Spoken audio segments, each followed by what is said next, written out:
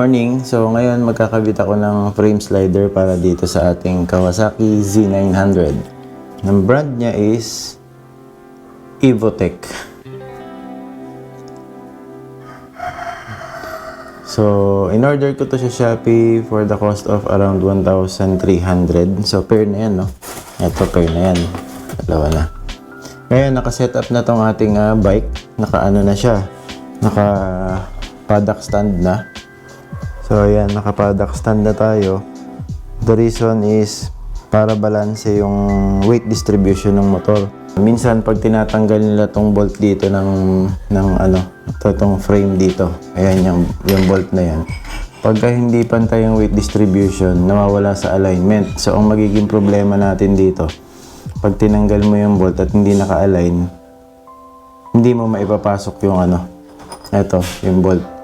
Kasi mawawala yung alignment dun sa butas. So, kaya nilagay natin siya sa paddock stand para diretso. And then, at the same time, dito sa ilalim ng bike, ayan, kung makikita ninyo, naka-jack ako.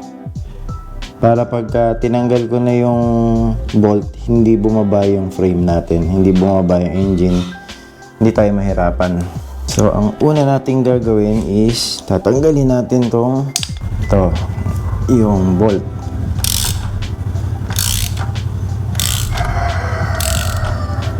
Medyo matigas siya kasi meron tong mga thread glue. O yung tinatawag na thread locker. Ayan. So, magdo-double washer ako. Ayan. Para saktong-sakto dun sa ulo ng bolt. Saka ko lalagay itong isang malaki. And then diretso na to dito sa loob ng slider. And then yung extension niya. Ayan sa likod. So ito na yung ilalagay natin dito.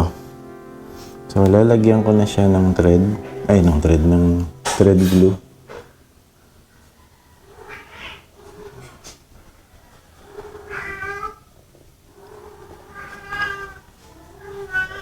Kasi itong mga ganito, almost permanent to. Hindi na natin to binabaklas-baklas. So, tendency minsan, pag walang ganyan, pag nag-vibrate yung machine, yung engine ng motor, lumuluwag yung mga tornilyo. So, unahin natin tong kaliwang side.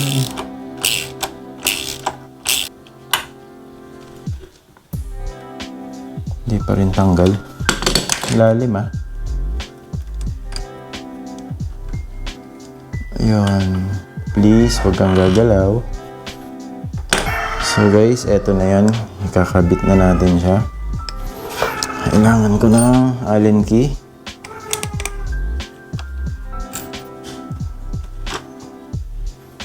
Higpitan na lang natin to. Yan. Nice na guys. So nakabit na natin yung left side.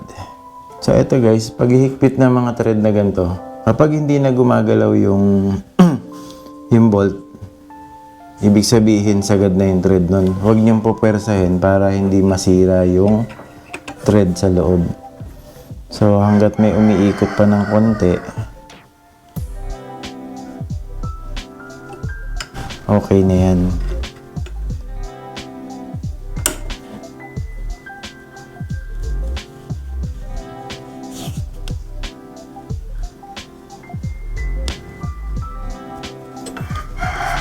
Kasi ayaw nating malaking perwisyo yan pag nasira nyo yung thread nyan. Yung thread nitong engine, Okay na yan. Nakakapit na siya. So goods, tapos na tayo dito sa left side. Naka-install na yung frame slider natin. Nice job para dun sa ating jack, Hindi natin na-experience yung nakita ko sa iba na tinanggal nila yung bolt ng hindi naka-jack. Hindi na nila maibalik sa alignment kasi pagka kumalas to yung weight nitong engine, 4-cylinder to, huwag niyo kakalimutan, napakabigat ng engine na yan.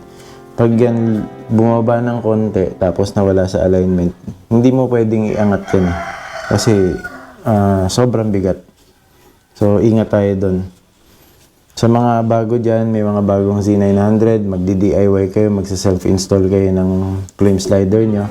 Lagyan nyo lagi ng jack sa ilalim. Yung placement ng jack, dito lang yan sa likod ng oil filter. Merong vertical metal doon sa likod ng oil filter. Doon nyo ikakalso yung jack. Nakatapat lang na ganun sa ilalim. Tapos, iangat nyo lang ng konti. Enough lang para kumapit yung jack. Huwag nyo namang itodo kasi pag umangat yan, mawawala pa rin sa alignment. So, kailangan lang, pag kumapit yung jack, enough na para hindi siya gumalaw. So, ganun lang. Tipa tayo sa kanan. Okay guys, dito naman tayo sa right side. Ayan. So, kailangan natin tong power tool na to, no? Kasi hindi niya basta mababaklas to ng wala kayong ganito dahil factory default yan. Napakahigpit ng torque niyan. Tapos may kasama pa yan thread glue. Pag kumalas na ng ganyan, pwede niyo naman nang gamitin yung ratchet para mabilis. Kailangan lang malusin yung bolt.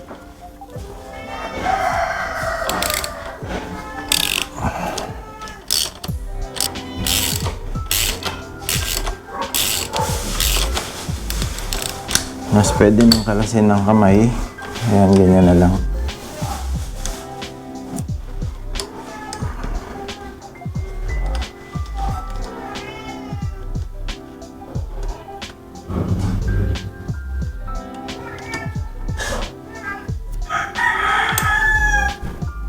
Ayan na, tanggal na. So makikita ninyo may thread glue yan. No? So just the same yung ginawa natin sa kabila.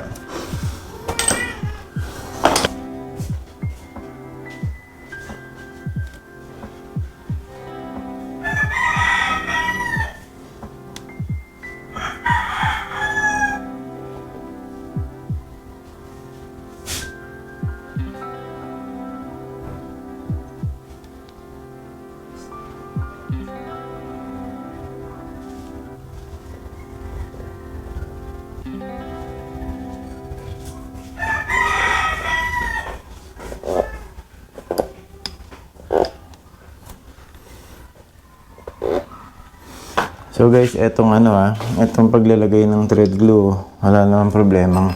Medyo maparami siya.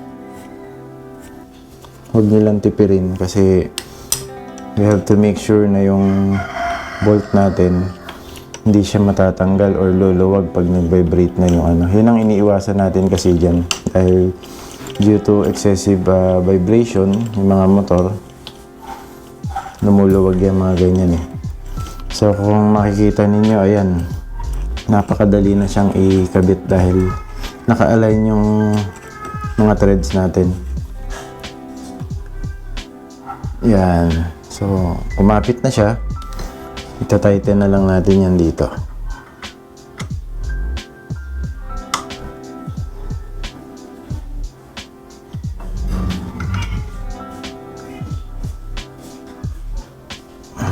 Again guys, huwag niyong pupwersahin to kasi pag nasira tong thread na to, malaking perwisyo yan. Kailangan kumapit lang sa thread yung bolt.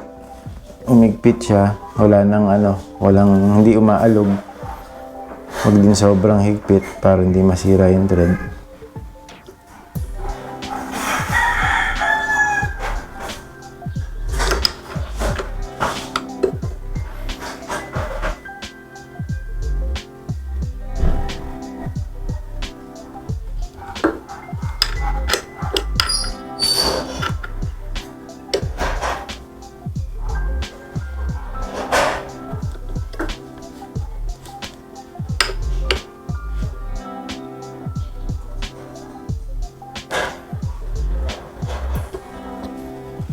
Yan. Box na yan guys. So that's it. Pogi na siya ngayon, no? Ayan, meron na siyang frame slider. Diba? Siyempre, protection yan. Kung sakaling matumba, huwag naman tayong sisemplang. So, that's it for our video today. So, maraming salamat sa panonood nito ng video na to. Dun sa may mga comments dyan or may questions, comment lang kayo dito sa comment section ng video na to. So, maraming salamat sa lahat ng nanood at always ride safe and God bless.